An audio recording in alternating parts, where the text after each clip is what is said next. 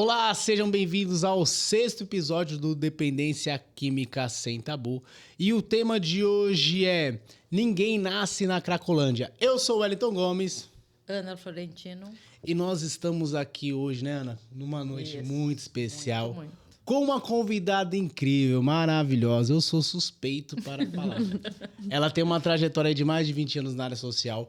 Vivenciou na prática a questão da vulnerabilidade social das pessoas, das crianças, dos jovens, dos adolescentes, das mulheres. Enfim, tem uma trajetória incrível. Eu quero que ela se apresente. Por favor, com você. Rebeca. A Rebeca, ela já tem uma trajetória aí que ela vai compartilhar. Só pela história dela já é um patrimônio para a humanidade. Desde os seus, acho, 16, 17 anos, ela já acompanha os bastidores e a vivência real dessa vulnerabilidade. Então, desde a construção, do acompanhamento de jovens, crianças, adolescentes, mulheres, as pessoas e os estados em vulnerabilidade. Por isso nós pensamos hoje, né, Ana, nesse tema que, quando falamos de substâncias de dependência química, o que está por trás desses bastidores? O que tem nessas dores? E o mais importante que as pessoas não olham, que é esse olhar humano. Existe um ser humano e ninguém nasce, né? Na questão da Cracolândia. Claro que algumas pessoas, quando estão lá, acabam nascendo, mas não é o estado normal de um ser humano. E nós estamos aqui para ouvir um pouquinho da Rebeca. O que motivou, o que despertou ela para essa área? Com você. Bom, primeiramente, oi, muito prazer. Pessoal, quero agradecer esse convite. Para mim também é uma honra. Eu acompanho o podcast de vocês, né? Então, também é uma honra estar aqui com vocês. O que te motivou? Na época, eu era muito nova, né? Comecei a missão com 14 anos.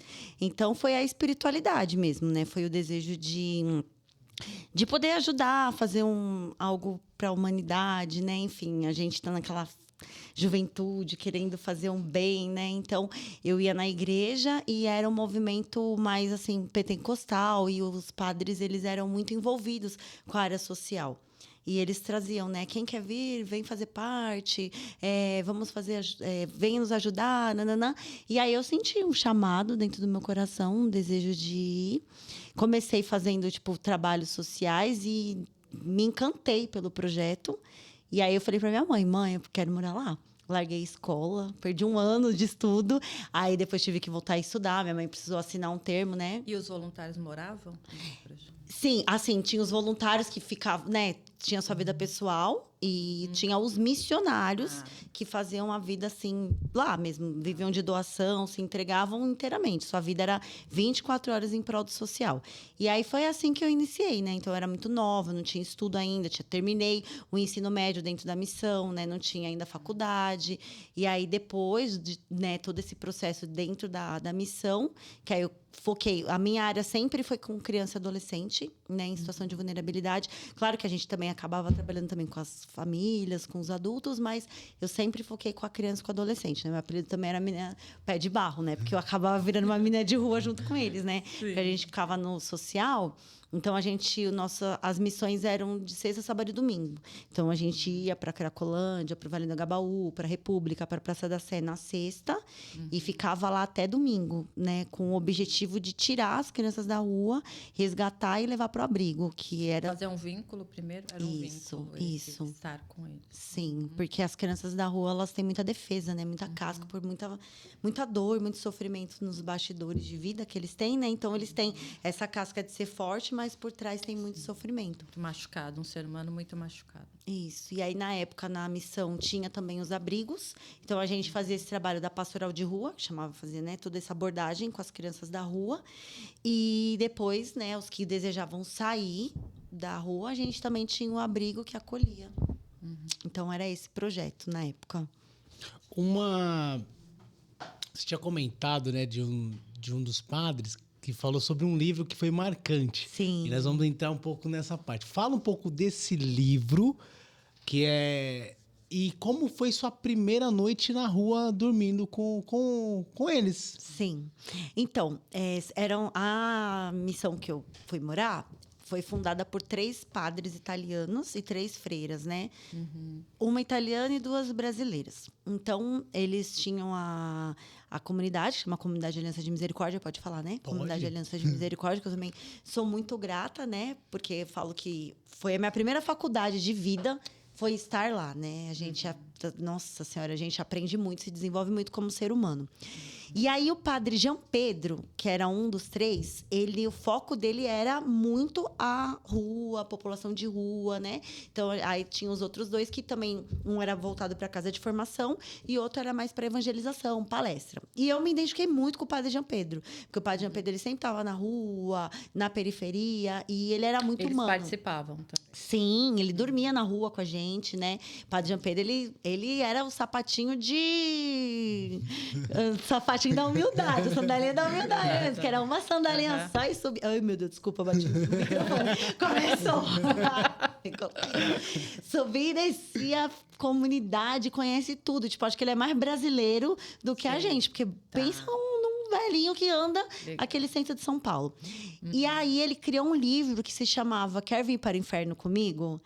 Porque ele falava justamente isso, assim, né? O que é entrar na realidade da rua, né? O que tem por trás disso? O que é você entrar na vida de uma criança de rua, né? De um adulto de rua, de um morador de rua, né? E está disposto a entrar nesse inferno? Então, ele convidava e eu falei, eu quero ir para esse inferno. E aí, eu fui e me encantei. E como que foi a primeira noite sua na rua? Então, a gente tinha a opção de escolher, né? Se a gente queria fazer um trabalho com projeto social com os adultos ou com as crianças. Eu tinha 17 anos, não podia nem estar, né, fazendo esse projeto. Corta essa vaga. Corta. Mas os padres eram... Esse? Não é. Depois a gente vê. Sim. Aí, eu falei que eu queria ir com as crianças, né? Falei, tá bom, qualquer coisa também me passo por uma criança aqui de um adolescente que sub menor de idade, tá tudo certo. Então, eu fui pro Vale do Agabaú, porque no ano, acho que era ano de 2003, 2004. Nessa época, o Vale do Agabaú ainda era muito lotado de criança. Hoje já não tá mais assim. Não, né? Não, já mudou, repaginou o perfil, né? Igual a Cracolândia também era toda ali aglomerada naquele quarteirão e tal. Sim. Então, a gente fazia pastoral de rua ali, né? Então, a gente começava no Vale do Agabaú e meio que seguia o fluxo de onde eles estavam. A gente ia caçando onde estava a molecada. Eles andavam muito em bando. Então, a gente ia lá. E eles já tinham um vínculo, né? Então, eles já sabiam, é o tio tal, lá. E aí foi a primeira noite. Então, assim... Medo? Deu medo? Não, eu sempre tive muito essa coisa de querer desbravar. Então, não tinha... E a gente sempre era muito prudente. Assim, não muito, eu não sou muito prudente, né? Mas a equipe... A equipe era mais prudente que eu. Então, eles sempre andavam juntos, né? Sempre tinha os missionários homens junto com a gente. Então, na hora de dormir na rua, nunca as meninas dormiam na polaridade, nas pontas, né? Os meninos cuidavam, então a ideia era eles protegerem as irmãs, né? As missionárias. E as próprias crianças, eles tinham muito cuidado com a gente. Então, eu lembro é que agora eu não me lembro do nome de todos, mas assim, eu lembro muito do Alexinho, que me marcou muito, né? Na época, o Alexandre. E aí, eles cuidavam muito da gente. Pai, essa tia é nova, né? Ô, tia, seja bem-vinda, tal, não sei o quê. E aí, eles conseguiram naquele... Porque, geralmente, assim, os missionários dormem igual os meninos mesmo. É tipo, coloca o papelão... E vai, deita e dorme. É a experiência real. É a experiência de fazer assim, realmente aquilo. Quer vir para viver o comigo. Isso, comer o que eles comem, não leva nada, tipo, não leva dinheiro, não leva nem roupa, gente. Era tipo 3 dias sem tomar banho. Nossa, que incrível. O máximo que eu levava era uma escova de dente dentro da Bíblia e uma pasta para não ficar, né, com bafo nos 3 dias. Ninguém merece. Mas banho, essas coisas, só uma vez que eu entrei na Praça da Sé, no Chafariz da Sé. Aí eu falei, deixa eu ir lá para ajudar os meninos a correr da polícia. Aí eu entrei no Chafariz e acabei tomando banho junto com eles. Mas não era muito comum essa realidade. E as pessoas identificavam que vocês eram missionários ou estava tão junto que parecia a mesma coisa? Não, a gente... Dava pra saber quem era quem? Acho que dá, não sei. Eu acho que dava, Eu né? acho que até pelo semblante, não sei, pensei agora, porque o semblante é diferente. Sim. As crianças da rua têm um semblante triste, muito triste, né? Por mais que dê risada, que seja irônico, tem um peso. E a gente andava muito em bando. Tipo, pensa 10, 15 missionários na rua, né? né? E aí meio que tem uns camisetão, cruz, terço na mão. Então dá tem pra uns saber. estereótipos ali, né? Que dá, não é igual os franciscanos que usa, né? Como é que chama lá o negócio que a freira usa, gente? Eu até esqueci. A bata? Como se fosse a bata? O véu, essas coisas. véu, Não, a gente queria estar mais próximo deles. Tá, Então era camiseta, calça. Mas era, tipo, muito parecido, né? Então dava pra perceber que Só eles se eram... prestasse bem atenção. Isso. Apesar que também tinha umas meninas que usavam saia, assim, né? Então dava pra perceber que era, né, missionária. Você ficou quantos anos? Eu entrei em 2004 e saí em 2000, nossa, acho que 2012, 2013, fiquei um tempinho. Muitos anos. E depois da missão, eu continuei como funcionária. Que aí, na época, eu saí, né? Falei pro padre que eu queria poder ter uma vida, né? Particular, pessoal. Sim. Porque aí, depois, assim, eu vivi vários momentos dentro da Aliança, né? Que é da comunidade que eu morei. E uma delas foi morar no abrigo, que aí foi meu último estágio, né? Tá. E lá eram 90 crianças em situação de rua, né? Era a Casa Naim, onde o Wellington já trabalhou, mas ele trabalhou em outro segmento lá depois, né? E aí... E era um abrigo diferenciado, que é tão complicado, né? Muito, mulher. A gente era muito doido. Porque, assim, os abrigos hoje têm toda uma legalização, tudo certinho naquela época. Não, e muita violência dentro do abrigo, né? Diferenciado, eu falo nesse sentido. Ah, o não, abrigo é isso um, não. um grande problema hoje, Isso, né? não, Para isso não. crianças. Isso não, porque a gente morava lá. Então, Tá. isso daí já é um... Estavam o tempo inteiro... 24 horas, 24 horas. Isso foi um aprendizado muito grande para mim. Porque pensa, 90 crianças, eram 3 casas, 4 casas. Eram 3 masculinas e uma feminina lá embaixo, que o Wellington conhece. E aí eram 90 crianças, todos em situação de rua. O padre ele era muito assim, acho que é por isso que eu aprendi muito, porque eu amava esse padre, né? Eu amo ainda, admiro demais. Ele era um homem, assim, não sei nem descrever a palavra, mas muito corajoso, porque assim, dentro da lei, você tem que... o abrigo tem que ser do território. Sim. Então, a gente estava lá na Zona Norte. A gente pegava as crianças do centro E levava para lá. Então, ele já quebrava todas as regras. E ele já conhecia a juíza. A juíza falava assim, não tem nem como eu questionar o padre. Deixa aí. Perfeito. Porque ele está fazendo um trabalho digno. Então, Sim. era uma coisa assim, quebrava tudo que era da lei, né? Muitas crianças. Muitas Ajudando crianças. Muita gente. Então, é isso. E aí, a gente fazia um trabalho excepcional. Porque aí, morava lá, tinha as casas junto com os meninos, né? Então, eu ficava na casa das meninas, né? E depois, os missionários ficavam na casa dos meninos. Então, a gente fazia de tudo na casa. Desde de limpar a casa, fazer comida, participar da reunião de pais, ir na reunião de pais, né? Reunião da escola, fazer tudo que... né? Então, era muito mais do que um funcionário, né? A gente acabava fazendo E tudo. tinha muito amor com as... Muito. Porque hoje os abrigos eles viraram uma fundação casa, é igual, né? Fundação Sim. Casa Abrigo, as crianças são violentadas, as crianças, Sim. os monitores, pessoas muito adoecidas e tal. Nesse sentido que eu falei, às vezes você fica pensando, não sei o que é pior, essa criança nessa família ou ir para o abrigo. Sim, sim. E esse é um dos pontos que a gente trouxe, né, para falar sobre até da dependência química, né? Essa parte biopsicossocial, né? Você que acompanhou lá na rua, como que é a influência social para essas crianças, né? Sim. Como é que eles moravam? Onde eles se locomoviam? O que eles faziam durante a noite? Como é que é essa rotina dele? A rotina, né? Sim, as crianças de rua, gente, são assim, eu falo que para mim é uma escola, porque eles são muito, assim, se a gente acha que a gente é inteligente, pensa na inteligência que eles... Muito, eles são... Já, né, eu lembro do Johnny Slay. Se o Johnny Slay um dia estiver me ouvindo, Johnny Slay. Johnny Slay, se você estiver aí. Johnny Slay, se você existir, porque infelizmente muitos morreram, muitos foram presos, né? Então, a vida não foi muito curta. fácil para eles, né? Curta. Mas o Johnny Slay, ele era um ratinho de rua. Ele tinha 8 anos na época e ele falava assim, tia, você quer conhecer minha casa? E aí eu ia, por isso que eu falei que eu era muito imprudente, porque nessa hora eu sabia que se eu falasse, não, ou vou chamar alguém.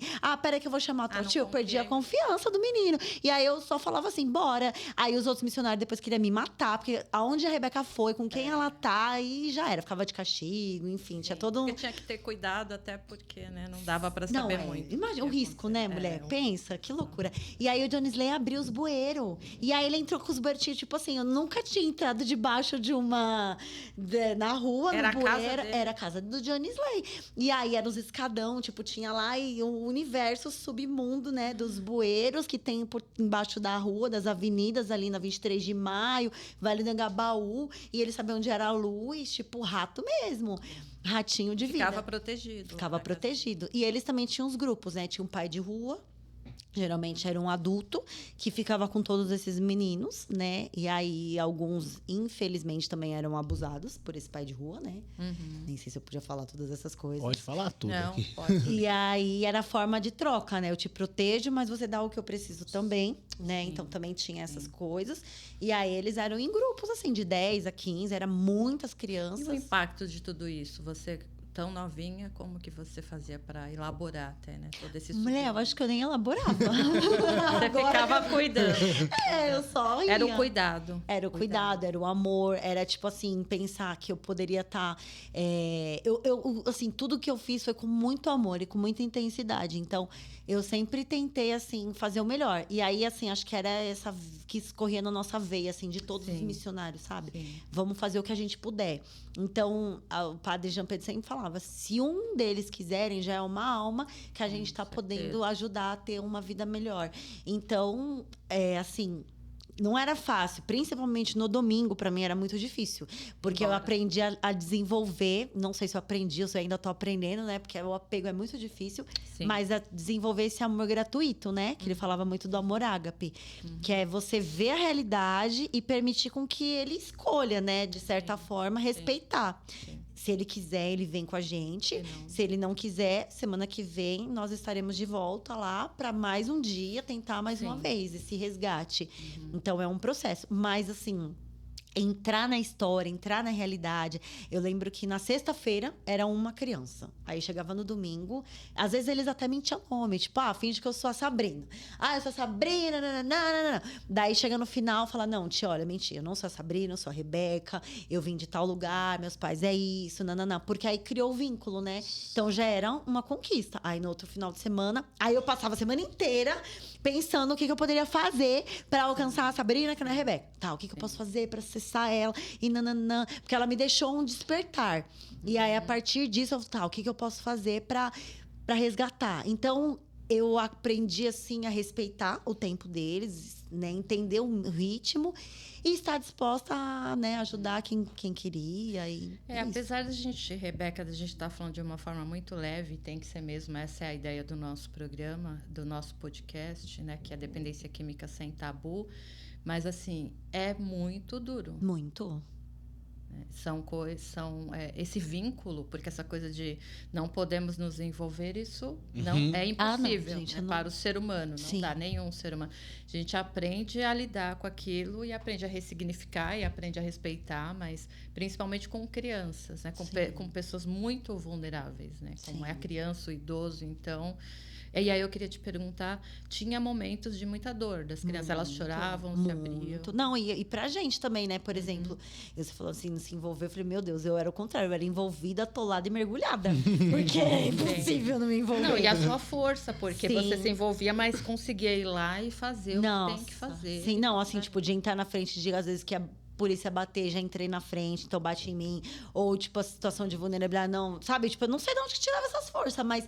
é o amor. É o amor, tipo, ele virava uma leoa, sabe? Então, não. E depois, caramba, né? Tipo, igual quando um deles foi pra Fundação Casa, e aí ele só lembrava meu nome, porque era o Alexinho, né? Que ele foi. Tá até na pauta pra falar daqui a pouco. Guarde, nós vamos falar de Alexinho. Mas pode falar agora ou não? Pode, a gente aumenta do Alexinho. Então. Vamos falar aqui agora. Alexinho. Esse é um dos casos. Esse eu falava: Alexinho, vem morar com a gente. Quem é Alexinho? Bom, o Alexinho não ia. Não, o Alexinho, ele foi um ator na minha vida, um personagem, assim, que eu vou te falar, a mulher mexeu com as minhas estruturas. Ele sim. Imagino. Porque o Alexinho era assim, antes de eu entrar na missão, todo mundo falava assim, da rua, todo mundo falava assim: Rebeca, não se assusta com o Alexinho. Tá. Não se assusta com o Alexinho, porque o Alexinho era, tipo assim, ele já era estereotipado até pelos missionários, era um monstrinho. Sim. Só que ele era lindo assim, pra mim, mas até na Paraíba, todo mundo fala: Rebeca, onde que ele é lindo? Porque ele tinha os olhinhos assim, a uma boquinha pessoa assim. linda. Tipo assim, e pra mim, o Alexinho, ele era perfeito. O Alexinho era meu amor.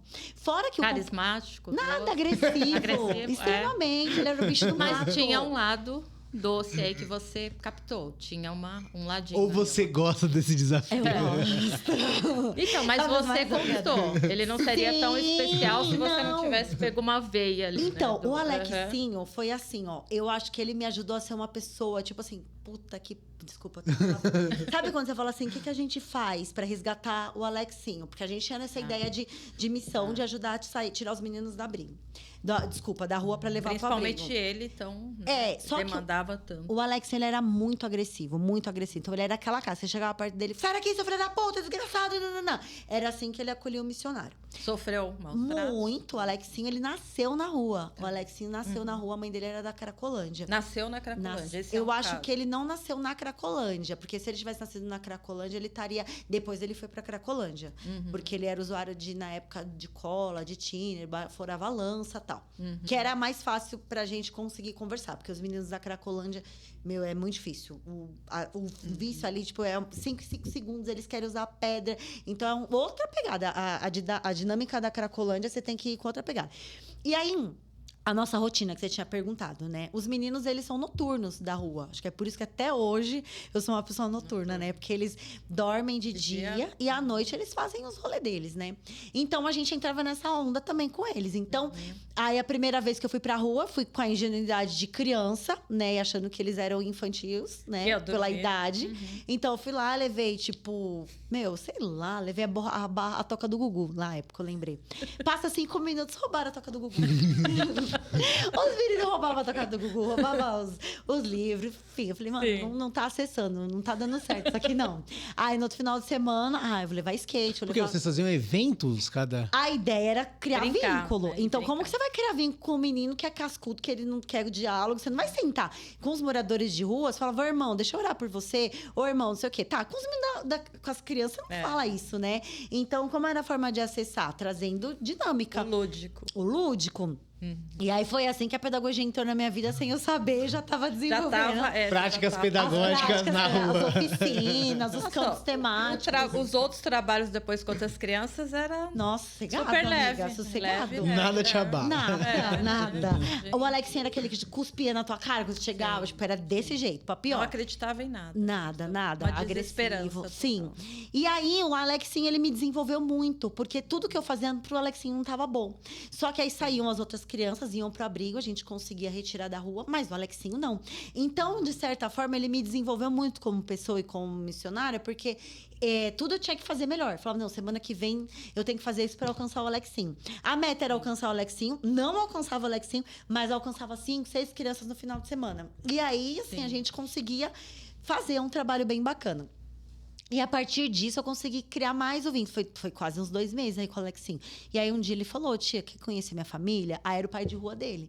Aí eu fui entender um pouco da realidade. Aí ele me levou para conhecer também a maloca dele, que a maloca é onde eles moravam, né? Fala maloca, mas é onde era... tipo, gente, é papelão junto e tá lá um conjunto de papelão. Mas é dele. É lá o espaço deles, né? No bueiro ou na rua? Esse é o Johnny Slay, o do bueiro. Tá. O Alexinho era debaixo do viaduto da 23 de maio, ali, perto do Terminal Bandeira. Aí o Alexinho... Aí teve um dia que o Alexinho falaram pra mim, ó... Tio, o Alexinho foi pra Cracolândia. Aí eu fui atrás do Alexinho. Aí eu encontrei o Alexinho... Bagunçado. Muito. Ele tava assim, aí ele me viu, ele gritava, sai daqui. Tipo, como se eu não pudesse vê-lo naquela situação. Aí, enfim, aí já era. Não conseguia mais acessar o Alexinho de forma nenhuma. Daí teve um dia, que foi daí uns 2, 3 anos depois, eu fui morar no abrigo. E aí me ligaram lá e falando assim, você é a Rebeca, tal. Me acharam da Fundação Casa, do Brás. Falaram, você conhece o Alexinho? Eu falei, claro que eu conheço o Alexinho! Aí falaram, tava lá. Tá na Fundação Casa. Aí ele falou, ele quer muito que você possa vir na hora. Aí eu passei pela visita lá, nem como missionário. Porque quando a gente ia na Fundação Casa como missionário, tinha acesso. Então, não precisava passar por agachadinho, nada disso. E aí, até então, mulher, falei, se precisar passar, eu passo. Passei por tudo.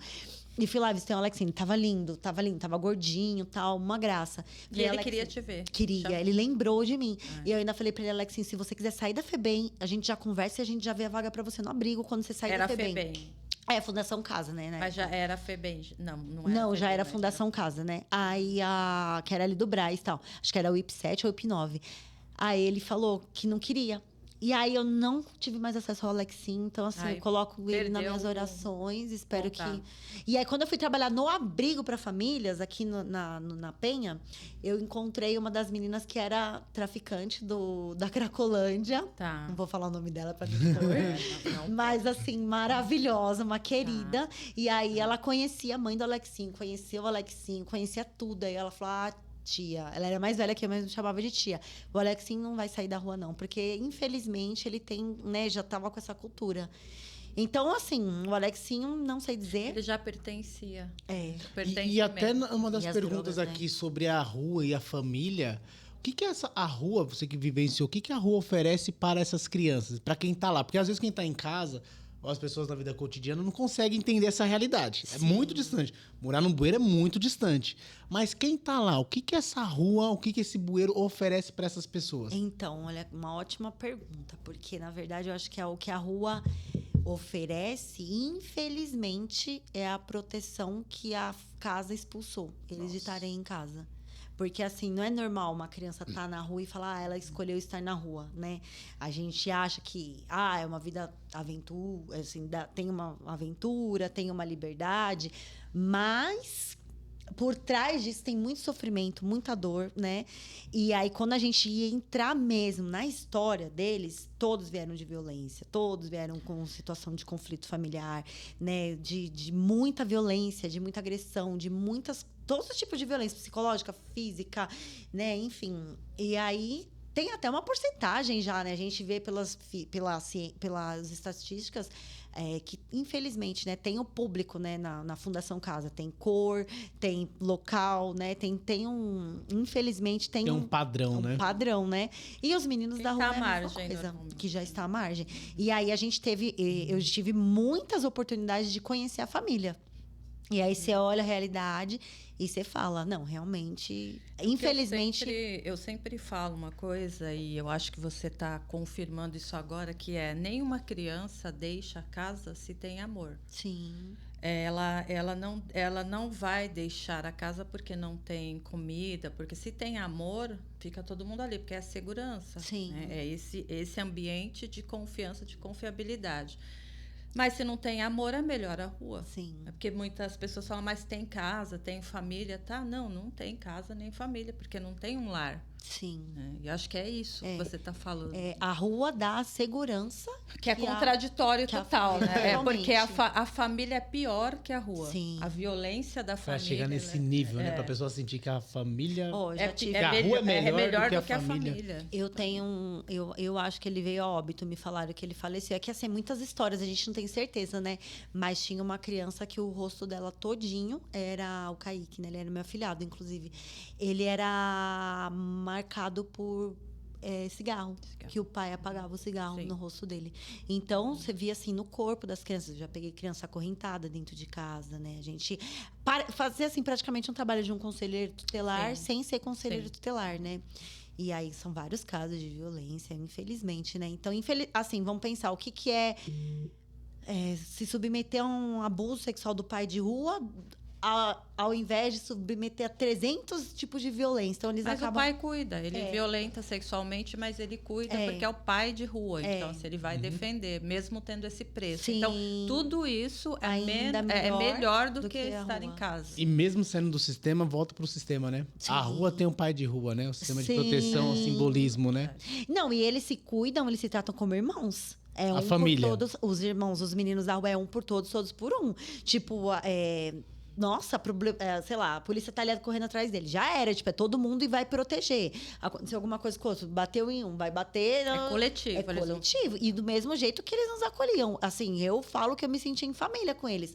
Porque quantas vezes, assim, teve uma vez que eu fiquei doente. E aí os missionários falaram assim, Rebeca, vai pra Casa Restaura-me, que é uma casa aqui da Aliança de Misericórdia, que era um polo, assim, de moradores de rua, se quisesse tomar banho e tal. Você tá com febre. Aí eu falei, não. Aí eu falei, vocês não falam que a gente tem que passar por tudo junto? Então, se a criança tá doente, ela não fica na rua? Eu era bem teimosa. E aí eu falei, então, vou ficar aqui também com eles. As crianças me medicaram. Eu nem sei o que eu tomei. Melhorou? Muito! Foram os médicos de rua. Eles me medicaram. A gente dormia a gente dormia no papelão. Aí eles conseguiram um colchão. Chegaram com o colchão.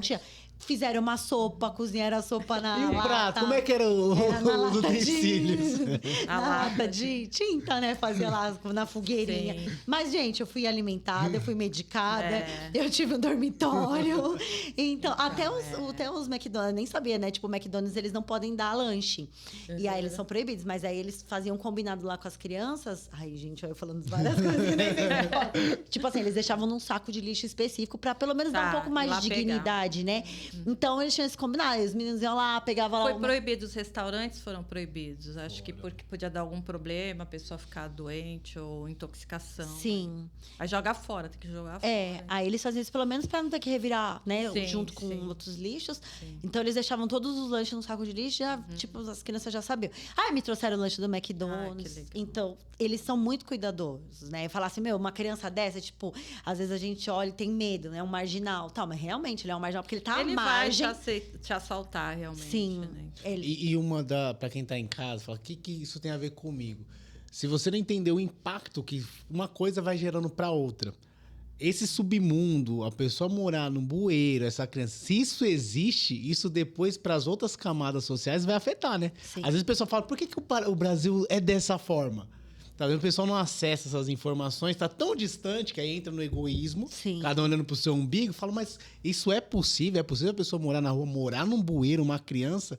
E é bom as pessoas terem essa consciência, saber se olhar. Fala, olha o que acontece na nossa sociedade, né? Sim. Tem uma outra parte que você vivenciou. Queria só falar uma coisa que veio na minha cabeça agora que você falou. Agora tem a questão da coisa do ser visto, né? Invisibilidade também. Sim. As pessoas não têm tanta consciência porque essas pessoas viram, sei lá, um Nada. poste, alguma coisa. É boa. Como que era quando você estava junto com eles o olhar das pessoas de fora?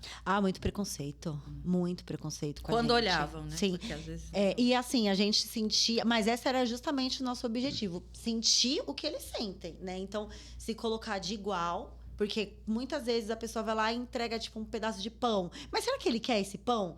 Pô, será que ele tá com vontade desse pão, né? Tipo... Né? Você come o que eu quero te dar, cara. Né? Então... me agradeça.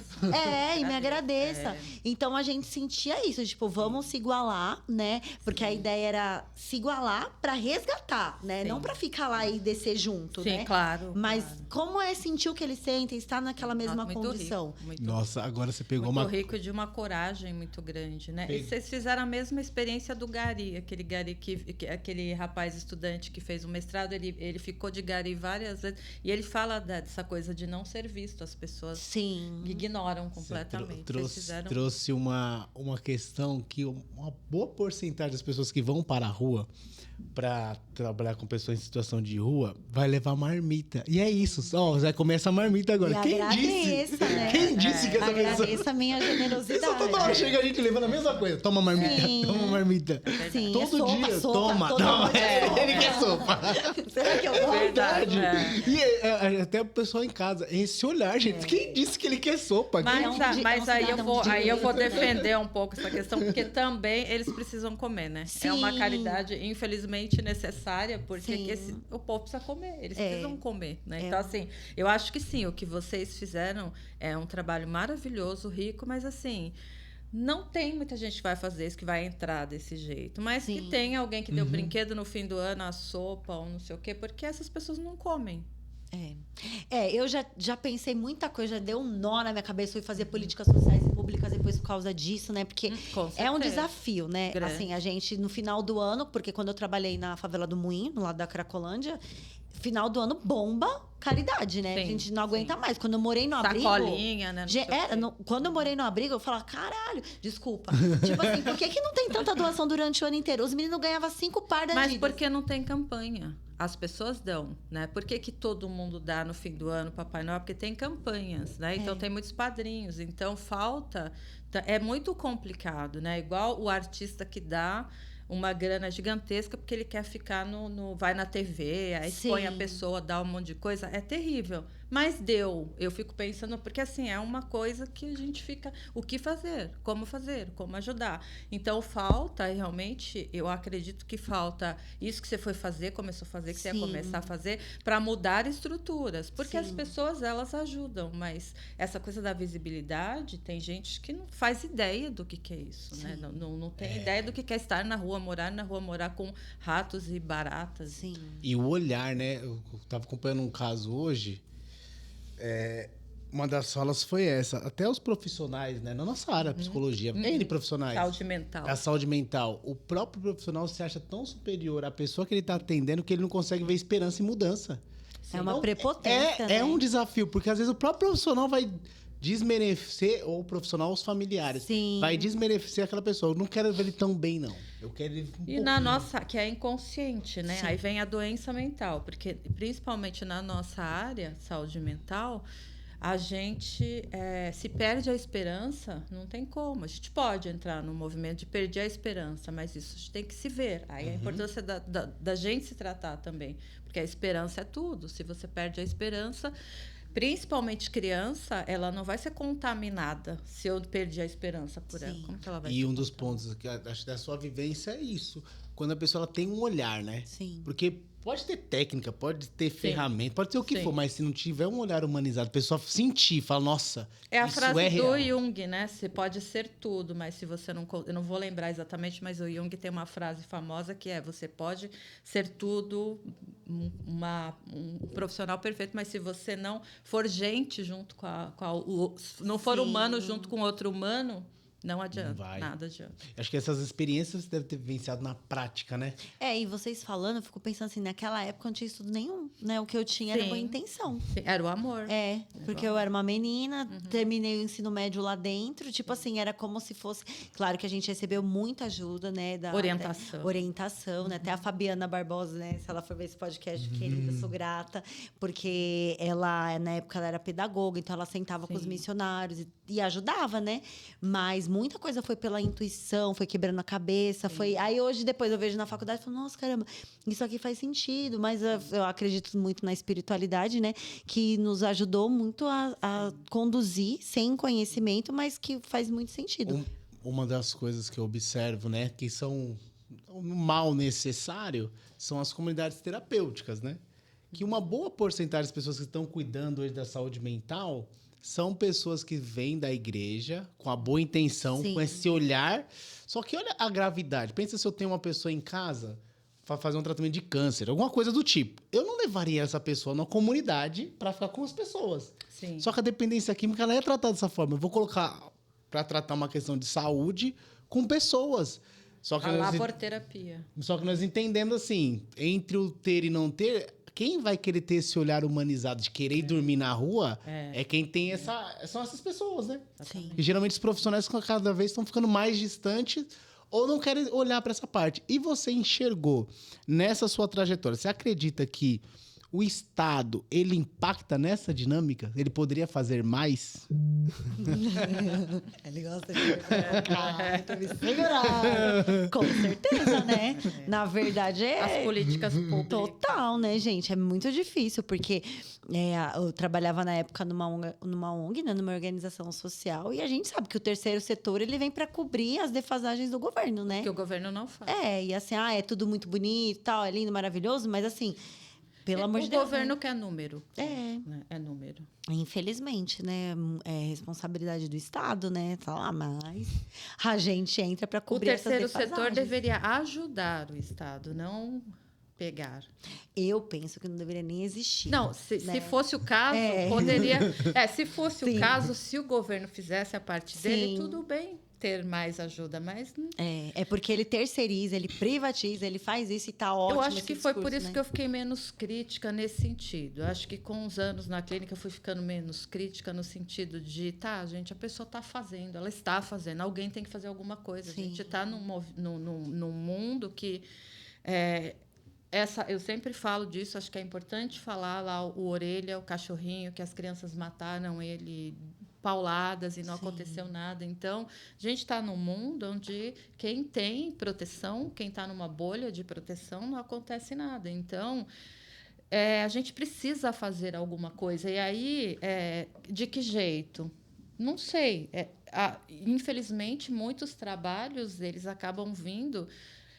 As pessoas fazem porque tem um ganho secundário, mas estão fazendo. A gente está num movimento que não dá nem para... Não é para ter isso ou aquilo, porque... Então, o que a gente vai fazer? Sim. Eu acho que é isso que você deve ter percebido quando foi para essa questão mais política também. Sim, inclusive, assim, até hoje eu acho que eu consigo falar um pouco mais sobre isso sem me envolver tanto, porque já cheguei até ter, assim, problemas de relacionamento ou, tipo, namorados de amiga, né? Que a minha amiga entende, mas o namorado já não entende. Então, fala, Rebeca, tudo que você está fazendo, você está... Ele fala assim, você está enxugando o chão com a torneira aberta.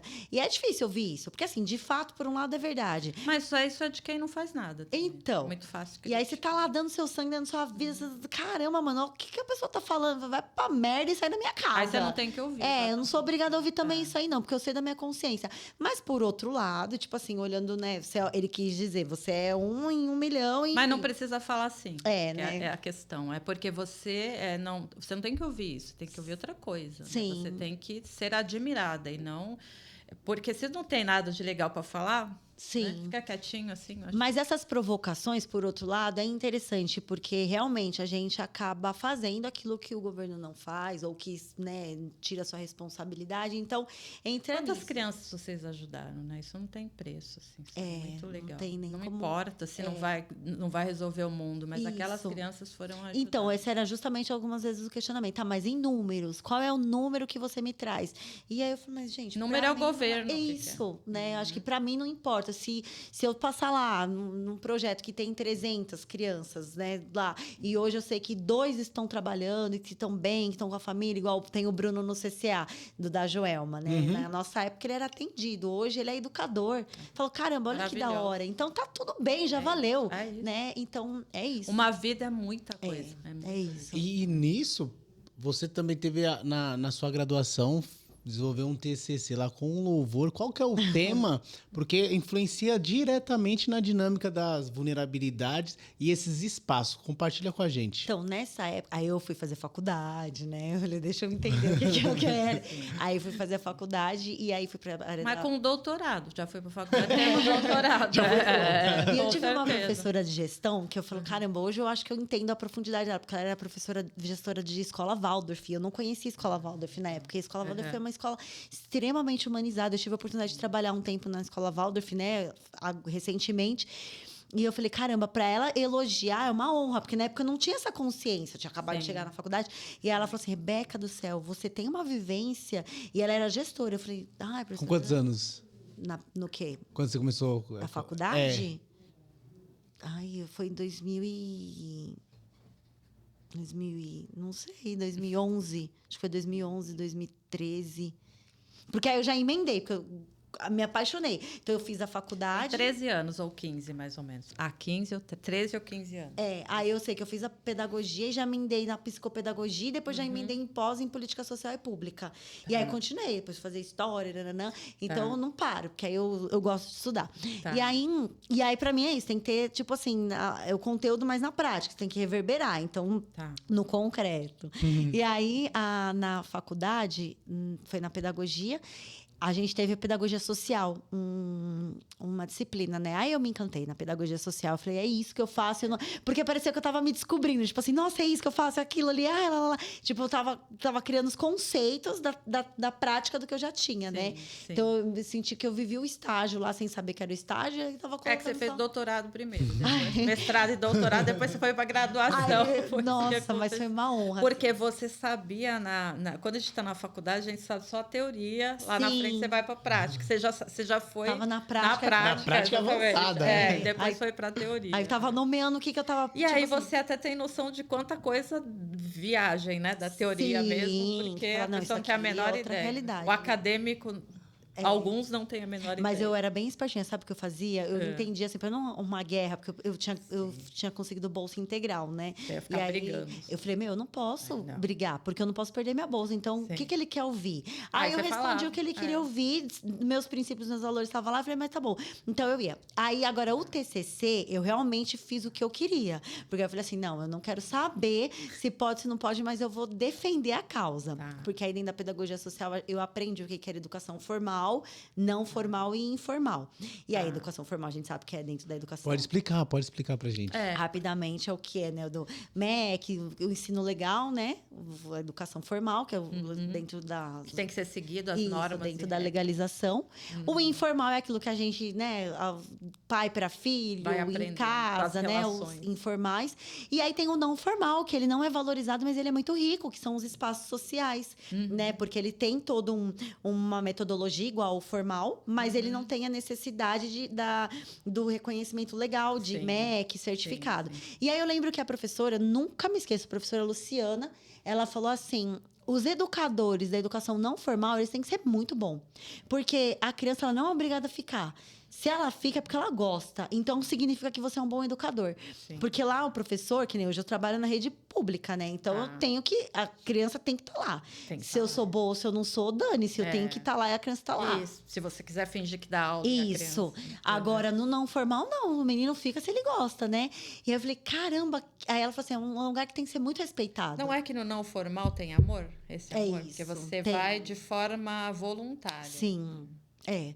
E aí, eu falei assim... E aí, nessa época, eu estava no CCA, trabalhando no Centro para Crianças e Adolescentes, que antes de se tornar CCA, ele era um espaço da igreja mesmo, sem prefeitura. Então, a gente fazia tudo do amor, da caridade. E aí, depois se vinculou com a prefeitura. E aí, eu falei assim, eu vou falar sobre o CCA. E aí, eu fiz lá, né, o TCC, Educação Não Formal, 2 pontos. A importância dos espaços socioeducativos para o desenvolvimento integral da criança e do adolescente.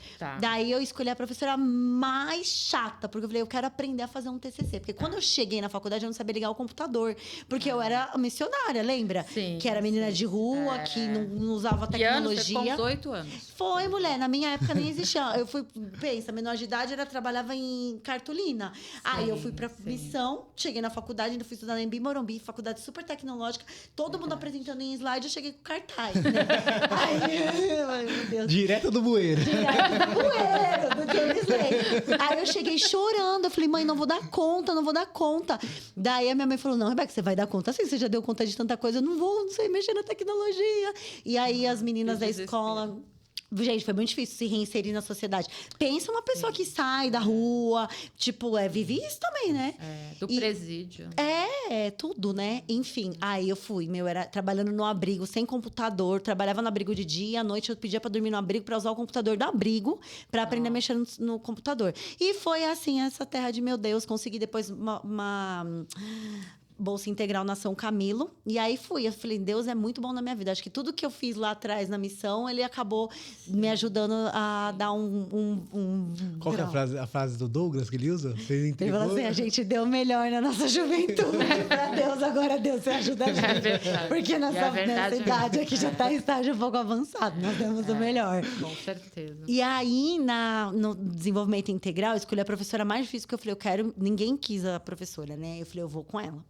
A mais exigente. A mais exigente. E aí ela falou assim, Rebeca, não dá para passar com desenvolvimento integral. Vai passar pelo comitê de ética e pesquisa, desenvolvimento integral é muito complexo e você não vai... Eu falei, eu vou. Eu falei, professor, eu vou comprovar que a gente faz o desenvolvimento integral, sim.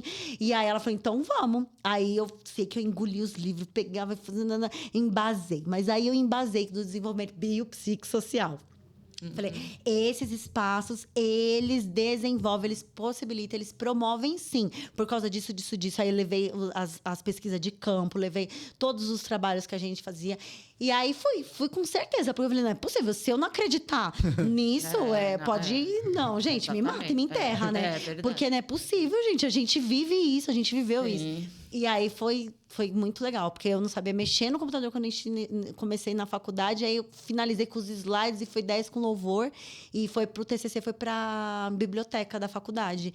Porque foi muito real, né? A gente viveu o que a gente falou com um estudo de campo real, né? E foi uma honra poder ter escrito esse TCC, porque foi uma oportunidade muito grande. Veio na minha cabeça agora, rapidinho, a questão do pertencimento para vocês que estavam morando lá. Deve ter sido terrível também depois vir para o mundo, né? Sim. Um mundo com tantas hipocrisias, fantasias, e acho que deve ter sido bem chocante.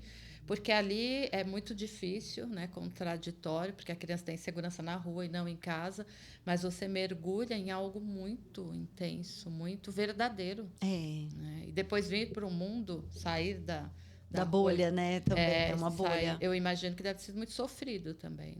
O que eu em alguns muito, até na faculdade mesmo, né? Porque é isso que vocês falaram antes da gente começar o podcast, que vocês falaram que entre vocês não tem essa competição, né? Sim, que é muito bonito. Sim. Na missão não tem isso, porque tá todo mundo no mesmo objetivo. Então não importa se você vai se destacar ou se não importa quem vai estar com o microfone na mão. O importante é a gente estar lá fazendo bem. Então isso acho que foi muito legal, porque isso faz parte muito da minha essência. É a equipe multidisciplinar verdadeira. Verdadeira. Não tem o ego, né? assim, né? Apesar que alguns também tem ego, né? A gente tem o ego mesmo, né? Faz parte.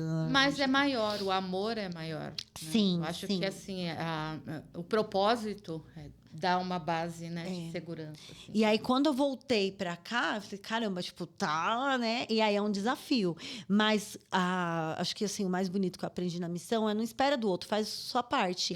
E então, a gente vai construindo isso no ambiente que a gente tá. E eu acredito muito em energia. Então, a gente acaba atraindo também pessoas, né? Hoje eu trabalho numa escola Parecidas. que eu sou muito grata, né? Minhas parceiras também acreditam nessa mesma vibe. Então, também acho que onde a gente estiver... Hoje mesmo, esse exemplo, né? A gente mal se conhecia, né, Ana? Já sentamos, já estamos... Então, vai se conectando. Os grupos se formam por afinidade. Isso. Né? Não tem jeito. Então... E dessa vivência que você teve até no Moinho, você acredita, pela vivência e experiência, que essas pessoas que têm contato com substância química, devido ao ambiente, qual que é o impacto que gera para essas pessoas? Para mulheres, as pessoas ali que estão nessa vulnerabilidade. Potencializa, né?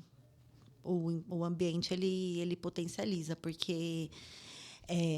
eu vou até dar um exemplo dos meninos. Quando eu trabalhei numa ONG, aí essa eu não posso falar porque ela é bem famosa, o Wellington já sabe qual que é, né? E aí eu tava trabalhando na favela do Moinho, na Cracolândia, a gente, na realidade, bem... E aí eu passei na experiência numa outra ONG, que era um projeto social de uma empresa privada top da galáxia.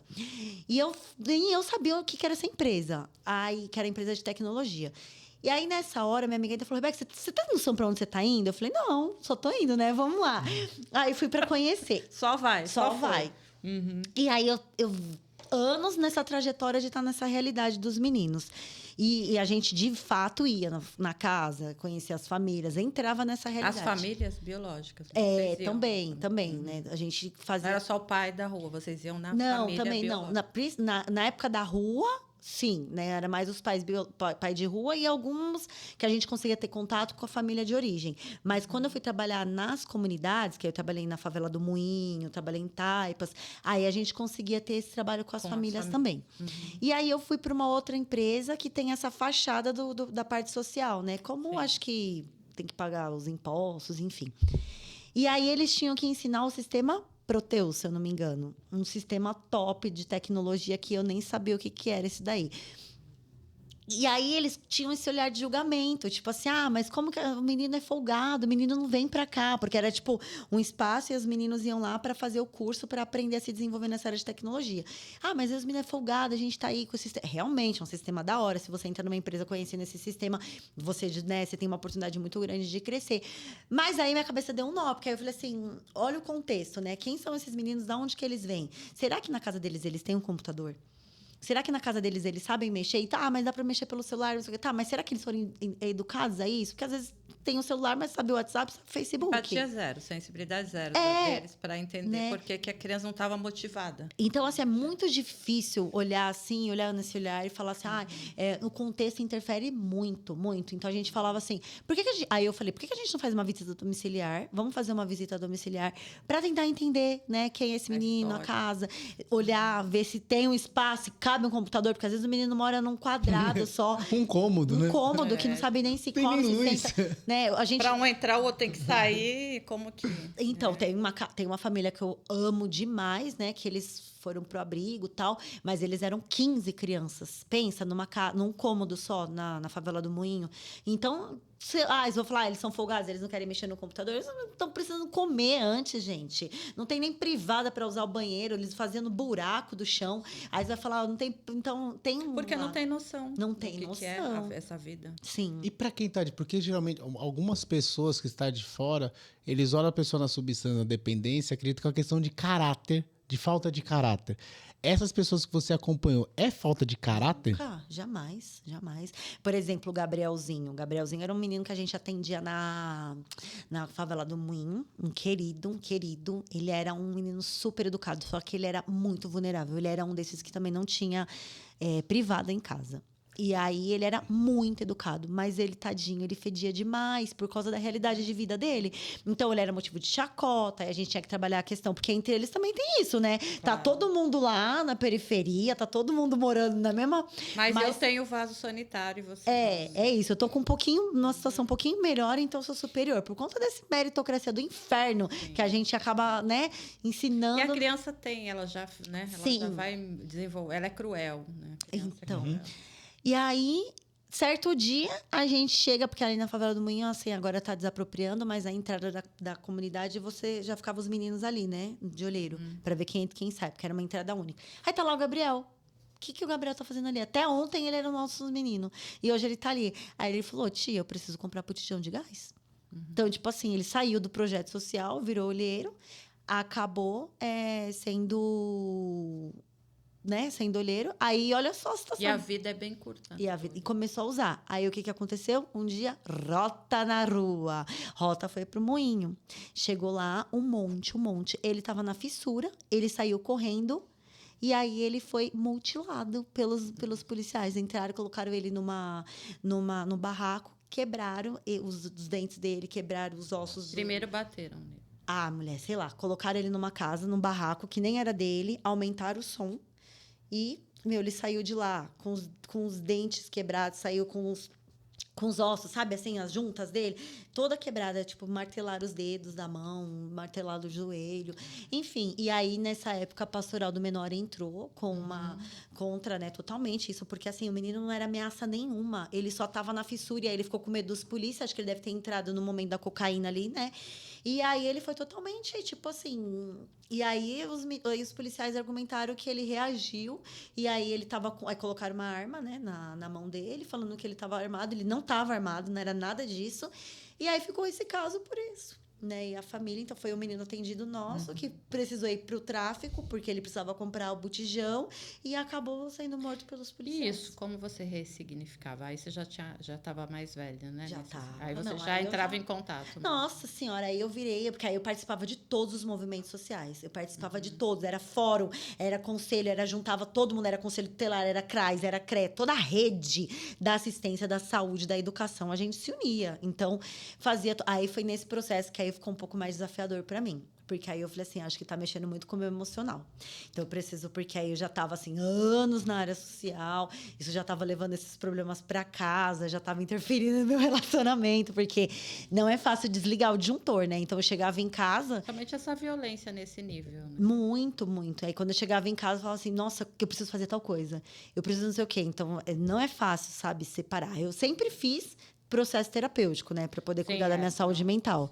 E aí isso também é um desafio, né? Porque assim, você escolhe fazer o projeto social, mas você também não recebe um amparo, assim, desse profissional para nos cuidar. Então, a gente também, por conta e por autoconhecimento, a gente fala, não, preciso ter um acompanhamento ali. Então, muitas vezes... Rebeca, a gente vai ter que ter a parte 2. Eu estou apaixonada por você, mas assim, ficaríamos aqui a noite inteira, mas nós temos 3 minutos e assim, a gente acho que não falou metade da nossa pauta aqui. Então, assim... achou que ia ser... muito interessante, assim, muito rico, muito maravilhoso o seu trabalho e espero que você volte, porque a nossa ideia desse podcast, né, minha e do Wellington, é exatamente isso, né? O Winnicott, Donald Winnicott, que é o psicanalista que eu me oriento, Para ele, essa é a cura, né? O amor. Claro que não é esse amor, né? A gente confunde às vezes amor com só cafuné. O amor é cafuné também, mas tá ali, né? Tá vivo, estar vivo. Eu acho que o que vocês falam, para o Winnicott, a gente tem que estar no... O espaço terapêutico é um útero e o analista precisa estar vivo. Assim, como quem cuida do bebê precisa estar ali, precisa estar vivo. Acho que essa sua experiência bate muito com essa teoria que é estar lá dentro e estar vivo, ser uma pessoa também como eles, né? Então, mas assim, eu acho que a gente não falou muita coisa muito interessante, né? Como a questão que você trabalhou muito, que a gente vai ser interessante a gente falar da identidade, do pertencimento, de o porquê tá ali, do desenvolvimento, né? Muito. Deixa para as pessoas, acho que você que tem a vivência, né? Aí não é teoria, é parte prática. Tem as duas coisas, né? Também. O que a sociedade, de tudo que você vivenciou, o que seria interessante a sociedade entender sobre essa vulnerabilidade, sabe? Porque às vezes o pessoal está distante, não acessa e julga que é uma questão de caráter. O que seria interessante as pessoas entenderem, a sociedade? E aí, só complementando, muita gente, a pergunta do Wellington, muita gente vai ver isso aqui como, tá romantizando. Não. E não, né? Muito, muito difícil, muito sério, tem que ter muita coragem para estar lá dentro. Eu estava falando antes do podcast, eu não atendo criança, eu não tenho a menor estrutura para atender criança. Então, você ir lá, ver tudo isso, acompanhar tudo isso, como esse menino que foi massacrado. Então, assim, não tem nada de romântico. Nada, muito pelo contrário. A vida é muito real, muito cruel. Sim. Mas eu acho que o que de recado é que, assim, por trás de todo ser humano, qualquer casca, existe um ser humano, né? Então, por trás de tudo, por trás de uma droga, de uma dependência, de qualquer coisa que a gente olhe e fale, isso daqui não. Esse estereótipo que a sociedade pode criar, né? Existe um ser humano. Só o sintoma. Acho que é só importante o sintoma, isso, né? com certeza. Não é a pessoa, é o sintoma. E muitas não é a vezes, doença, é o nada, sintoma. é sempre. E muitas vezes eu pensava assim, o que me difere deles? Poderia ser eu também. Sim. Né? Então, não tem... Aliás, pode ser. Qualquer um de nós amanhã, inclusive. É isso. E parar na rua de ter um surto psicótico, qualquer um de nós pode ter um surto psicótico. E aí eu acho que olhar isso como ser saúde humano... mental. Saúde mental. Olhar, independente de qualquer coisa, um ser humano como um ser humano, acho que nos une, né? E é isso. Por trás de qualquer coisa existe uma dor, existe um sofrimento, existe uma história. Assim como nós também temos as nossas, né? As nossas dores, as nossas guerras internas, as nossas lutas. Então, tirar essa casca, igual você trouxe, né? Eu sou superior, jamais. Manda uma mensagem pro Alexinho. Ai, Alexinho. Não sei se você tá aqui nesse plano da Terra ou se você tá no plano astral, mas eu quero, assim, dizer que você foi uma pessoa que vai me marcar e me marcou o resto da minha vida. E a escolha que o Alexinho fez antes de encarnar, porque eu acredito muito na espiritualidade, foi de muita coragem. Porque não é fácil, né? Esses meninos, eles estarem nessa situação, eles geram muita provocação. Então, existe muita coragem desse ser humano, divino, sobrenatural, porque através das escolhas do Alexinho, eu desejo que ele seja bem, mas eu não sei. Mas ele me fez uma pessoa melhor. Então, com certeza, eu me desenvolvi muito com o Alexinho. Então, eu agradeço muito. Ele não veio para isso, né? Mesmo na espiritualidade. Ele veio para chegar num ambiente onde isso pudesse ser mudado e não potencializado. Sim. Vamos para o fim desse episódio, do 6º episódio de Dependência Química Sem Tabu. Queremos agradecer você aí em casa que nos acompanha. Eu sou o Wellington Gomes, mando esse tchau para vocês. Tchau, pessoal. Até a próxima. Até a próxima. Tchau, tchau.